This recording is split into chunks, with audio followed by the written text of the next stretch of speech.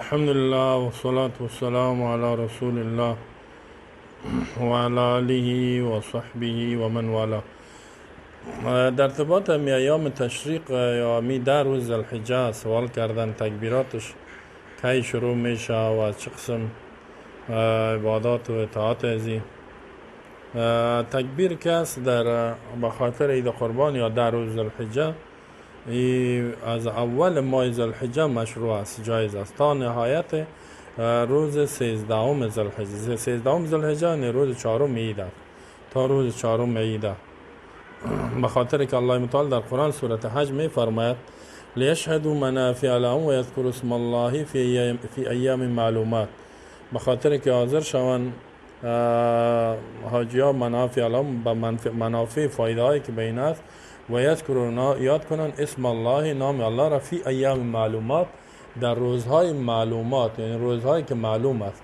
این روزهای معلوم مفسرین کلش میگه که 10 روز عشر است، یعنی 10 روز ذوالحجه است، ایام العشر، یعنی 10 روزهای 10 گانه ذوالحجه که امروز دوستا دوشنبه اول ذوالحجه شروع شدگی است و دی تکبیرات بگوین. و می قسم در سوره بقره 203 الله می فرماید واذکروا الله فی ایام معدودات، یاد کنین الله را در روزهای شمار کرده شده. روزهای شمار کرده شده ایام تشریق است. ایام تشریق روز دوم، سوم و چهارم عید گفته میشه. و دیگر رسول الله صلی الله علیه و سلم می فرماید، حدیث صحیح مسلم است که ایام تشریق ایام اکل و شرب و ذکر الله، روزهای تشریق روزهای خوردن نوشیدن و ذکر الله است. یعنی هم در ایام تشریق الله را یاد کنی، هم در روزهای معلوم که از اول ذوالحجه شروع میشه. امام بخاری در صحیح خود تعلیقا حدیث میاره از عبدالله بن عمر و ابی هریره رضی الله عنهما، مثلا که دلیل میاره که انهما کانا یخرجان الی السوق، میگه بودن ابو هریره و ابن عمر بیرون میشدن به بازار ایام العشر، دمی روزهای 10 گانه نیزمی اول ذوالحجه شروع دوشنبه. و فیکبران، با تکبیر میگفتن، و یکبر الناس به تکبیرهم، مردم هم به تکبیر از اینا تکبیر میگفتن، بلند بلند میگفتن. و الفاظ تکبیر بازی توست الله اکبر الله اکبر الله اکبر لا اله الا الله والله اکبر الله اکبر الله اکبر ولله الحمد. سه بار بگوی. یا احمد ابن حنبل ایرا انتخاب میکرد تکبیر عبدالله ابن مسعود که الله اکبر لا اله الا الله والله اکبر الله اکبر ولله الحمد، یعنی هم تکبیر بگوی هم تحلیل لا اله الا الله. تکبیر یعنی عظمت الله را، بزرگی الله را، و هم حمد الله را بگوی.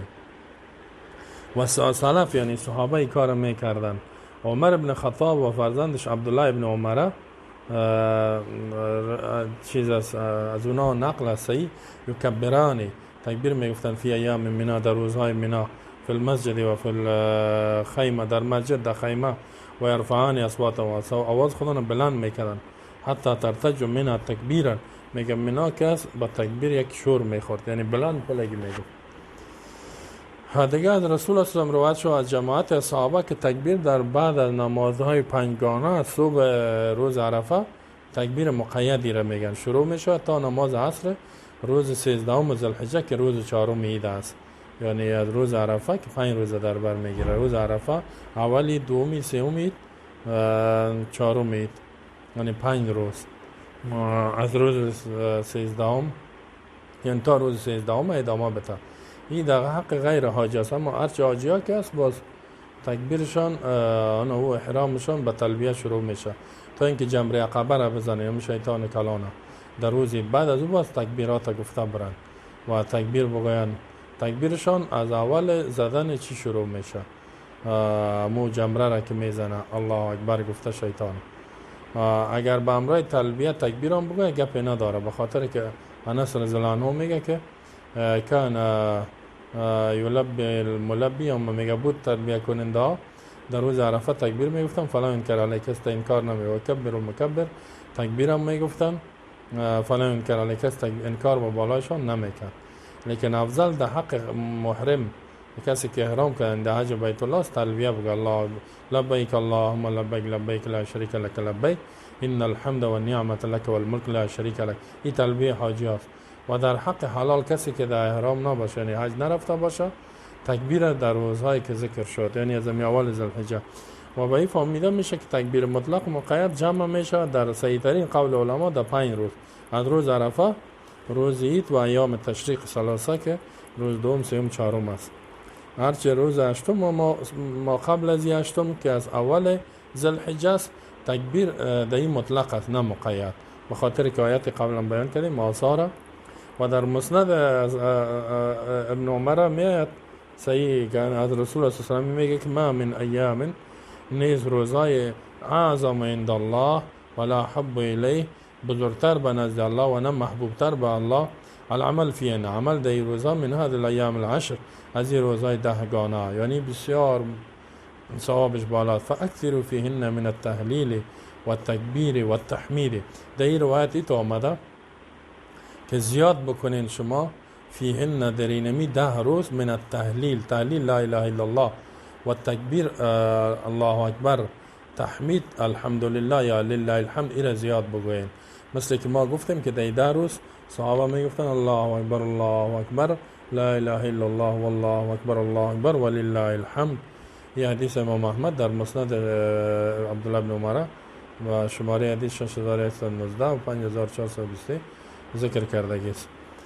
بنانی صحیح که در این روزا زیاد تکبیرات گفته شده، یا قرآن و صدقه و عبادات، نماز خواندن زیاد، حتی نماز خواندن دوستا در 10 روز، حتی الله در قرآن قسم میاد که والفجر و لیال العشر، از این 10 روز رمضان هم که ثوابش بالاست. یعنی روزهای رمضان ما شما چقدر آمادگی برش میگیریم، نفل میخوانیم، قرآن میخوانیم، عبادت میکنیم، این هم روزه گرفتن بسیار ثواب داره. این از روز دوشنبه شروع شده، دوستا کوشش کنین.